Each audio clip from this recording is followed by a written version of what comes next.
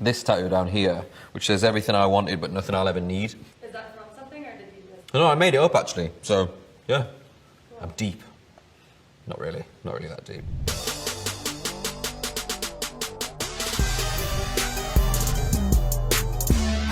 This is like my third or fourth tattoo. The story behind this one, every time I've done this, I've probably been at least a little bit drunk or wavy in one way, sense or another. Everyone was going to the tattoo shop and I thought, I'm just gonna get something like whatever it is. So I start Googling random stuff and then I'm like, oh yeah, that'll be cool. And the guy put me on the front desk, so I'm like lying face down on the front desk at the shop. And then he put the design on and I hadn't got the heart to tell him that it was too big because I was just like nervous. He was like a big like tattooed like biker guy and I was like, screw it, I'm just gonna get it. And then I literally woke up the next morning in a little bit of a haze, not really remember what was going on, but I knew my arm was really hurting.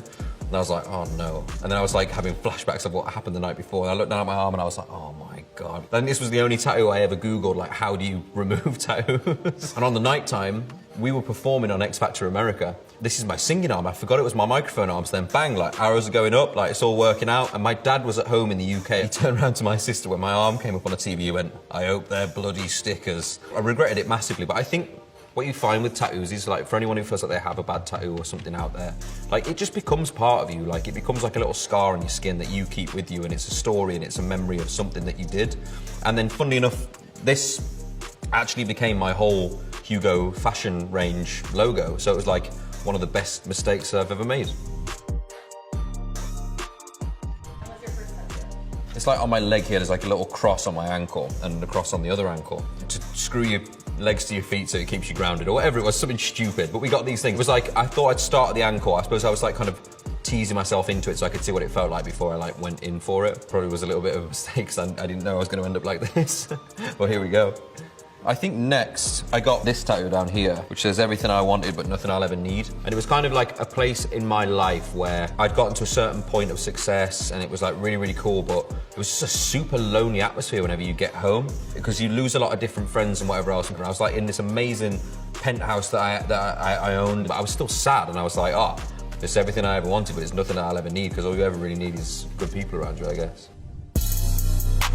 First of all, I was trying to think, like, what can I get? I need to get something deep and meaningful. And then, like, that idea now has just gone totally out the window. When you get to a certain point of tattoos, you just kind of want to fill space, I feel, of just nice pictures, whatever else. So a lot more of my tattoos now are more pictures rather than things that have special meanings or whatever. I don't know, I just like the artwork of it, I guess. I feel like this Only Time Will Tell, which is like my only like dad joke tattoo because it goes next to my watch, which I thought was quite funky, so there's the time that's telling. I just start running out of ideas for different things, so I just started like throwing loads of random stuff on me. I mean, I have my initials, LP, which can also stand for many other things that are also rude and hilarious. We got a bunch of roses going on here, some eagle guys flying away. I get a lot of banners, and then I don't know what to put in the banners. Like, I've just kind of left space for stuff that might mean something one day. I don't know what to do with it. I don't know. I might just colour it in. Oh, we can like write something new every day, actually. That's a good idea. I like that. This one I kind of got when I was a bit pissed off about something. When we were in the band and there was loads of like animosity going on. I got this like little school design thing and it says, "We are the quiet ones," because we were never allowed to say anything. Nobody wanted to tarnish the image of whatever the hell was going on in the thing. So trying to hide a bunch of stuff bleeds over into your normal life as well as it does you playing whatever character it is you play as a celebrity or a performer or whatever. So that was kind of like a bit of an angsty tattoo. I got the pleasure of meeting someone called Nico Hurtado. He did some sort of like tattoo TV program, but he just used to come over to my house in LA and then we'd do like, I mean, one sitting from here to here was like 13 hours. I'd text my mom, the tattoo artist was already at the house and I was like, oh, like what's my time of birth? And then she didn't answer for like an hour. So I was like, I don't know, just put on what the clock says now, whatever it is, and we put it on. But then I like it because it kind of worked out that it's like 5 to 12, which 5 to 12 is like 5 minutes to lunchtime. It's a great time of day. Or 5 minutes to party time, another great time of day. So it all works out. Up here I have like my family coat of arms, which I didn't realise looks remarkably like Gryffindor, which also is one of my other favourite things, which works out nicely.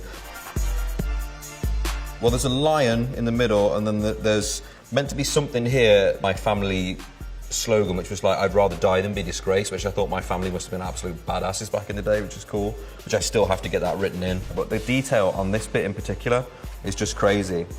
I mean, Nico is literally one of the best artists in the world, Sue, but it took ages, and it really hurt by the time you get down to the elbow, like, oh, like a stripper now.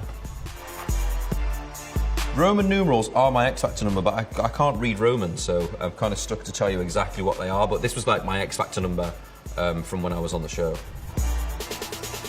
I feel like the most painful was hands, but in particular this hand. I had one guy do it and the guy completely screwed it up. And so I've had this hand done like 3 times. This was, I think, 5 hours just here. 3rd and 4th hour, I was like really feeling it. And then the last thing he made me do, he was like, can you just put your fist like this? And I thought he just wanted to look at it. And then he was like going into where the knuckles are. And obviously your knuckles are like completely open at that point. It was horrible. The feather, when I was little, I read this story after my nan passed away with my mum. And it was basically about a little boy, and the woman in the house kept finding like owl feathers around the house. The day after I read the story, I came downstairs, walked over to where the blinds were, and there was this huge feather. So me and my mum kind of thought it was my nan, so I got that for my nan, which is quite cool. I definitely need to fill the rest of this arm up, and then I think I only want to go across my chest and then maybe something here. My advice for people getting tattoos is that once you start, you will not stop, because there'll always be some sort of space that you look at and go, I need to get something there. And that's kind of what happened to me with all of my tattoos. And I saw online the other day that somebody had like done a picture of me and edited out all my tattoos, and I always wondered like what I'd look like without them, and I absolutely hated it. So I know I made the right choice, but really make sure when you get the first one that it's what you want to do, because once you start, you won't stop.